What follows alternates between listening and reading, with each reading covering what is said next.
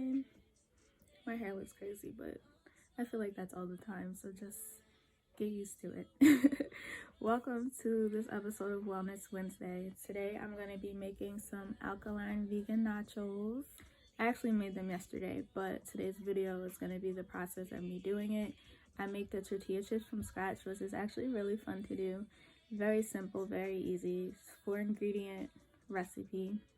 You just need spelt flour, sea salt, water, and grapeseed oil, and a rolling pin. I forgot to put avocado in the recipe. I put it like in there midway through when I was eating it, but it's really good without it still. But I should just add in some avocado if you have some, or like some type of guacamole.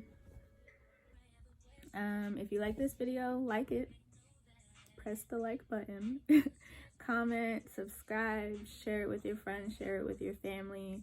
I hope you guys are staying healthy, keeping your stress to a minimum if you can, stay hydrated. Just focus on the things you can control and not so much on, what's going on outside of you, because we're all kind of in the same boat right now, so you're not alone. You just gotta keep winging it the best way you can. Enjoy the rest of your day, enjoy the rest of your week, and let me know what you think about this recipe. If you try it, tag me. I want to see it and I want to know what you think about it, because I love it. Today I'm going to be making some super veggie nachos. I'm going to start with making the spelt flour tortilla chips. It includes 4 ingredients, which is 2 cups of spelt flour, a teaspoon of sea salt, 3 tablespoons of grapeseed oil, and about 3/4 cups of warm water. And in case you want to see, this is the kind of spelt flour that I use. Is by Bob's Red Mill. It's the cheapest one the cheapest brand that I can find, so I really like it. The vegetables I'm going to be putting on top of the nachos are some cooked and well-seasoned portobello mushrooms, diced up with some red onion, some butternut squash cheese sauce, which you can find the recipe for on another video that I did to make macaroni and cheese. I'll put the link to that in the description. Some cherry tomatoes, some green onions, and some romaine lettuce. Okay, so to start, you're gonna mix in the dry ingredients, which is the 2 cups of spelt flour that's already measured out, and the 1 teaspoon of sea salt. Mix it together really well.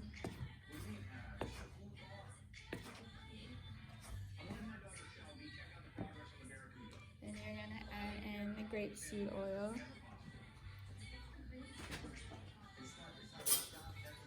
Mix that.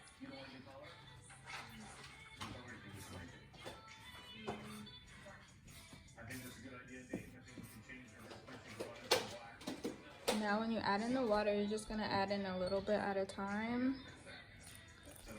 until you get a good sticky dough.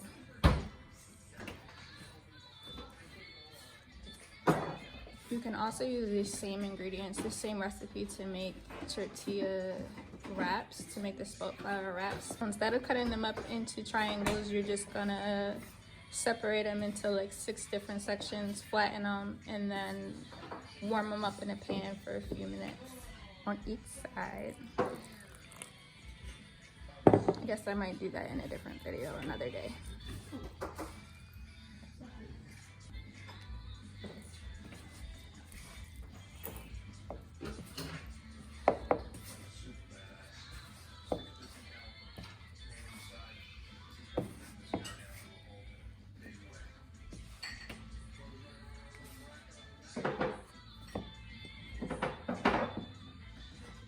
You actually might find that you need a little more water. Just use as much as you need to get it to the right consistency.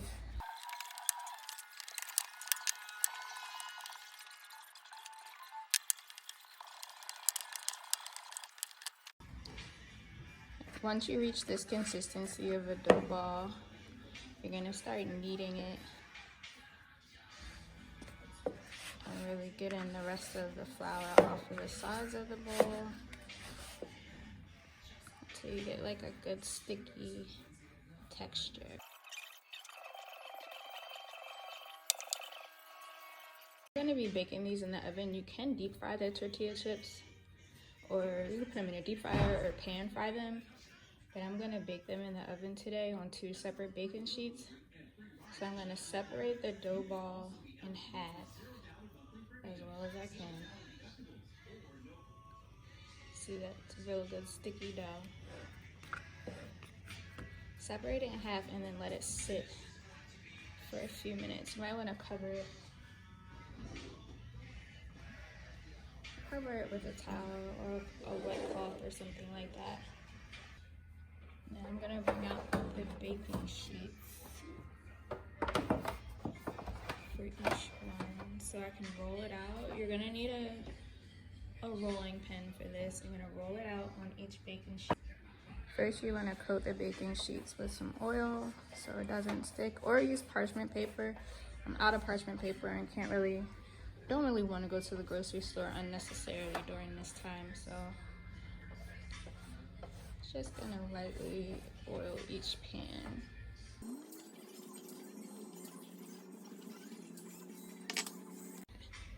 This is gonna be my first time trying to roll this out in the pan, so be patient with me in case it's not a very smooth process. But I'm gonna flatten it with my hands first.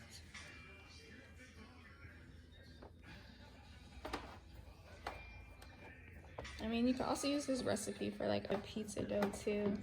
It's versatile. But when you make these tortilla chips, you want to make it as thin as possible, because if you make them too thick, it's just not gonna work well with nachos.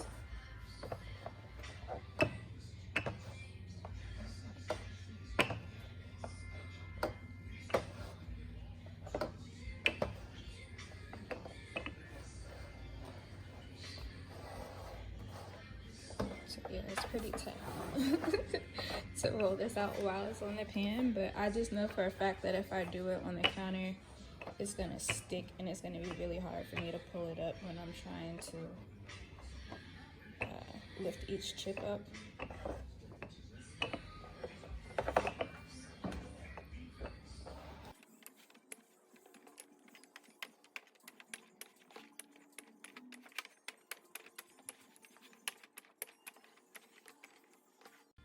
And you want to push it out from the center, because sometimes the middle part ends up becoming the thickest.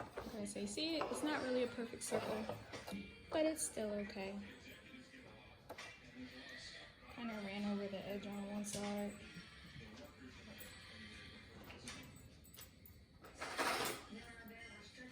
And to cut these, we're just gonna make triangles the best way we can.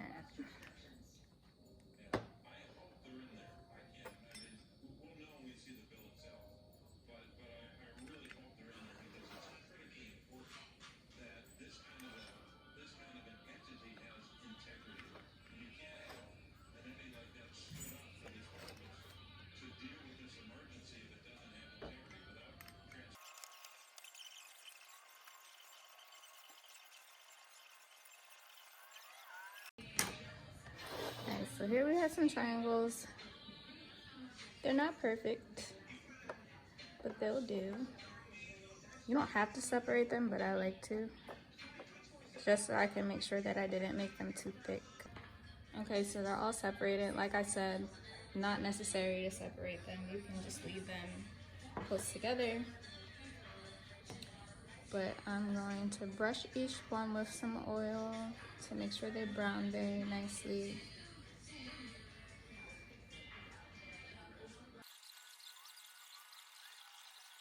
And I'm gonna take this and put it in the oven on 350 for about 15 to 20 minutes until they get golden brown.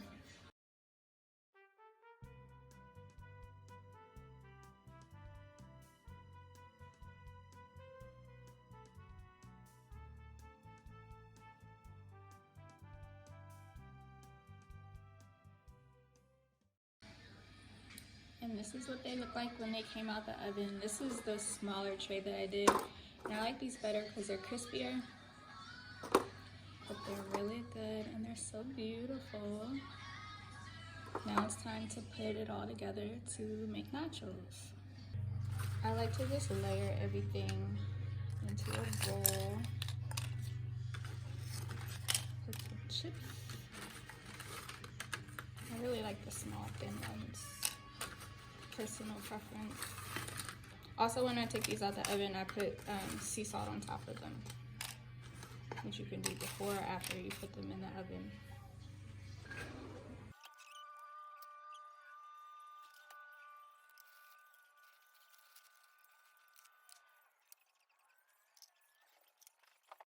And here are the super veggie nachos.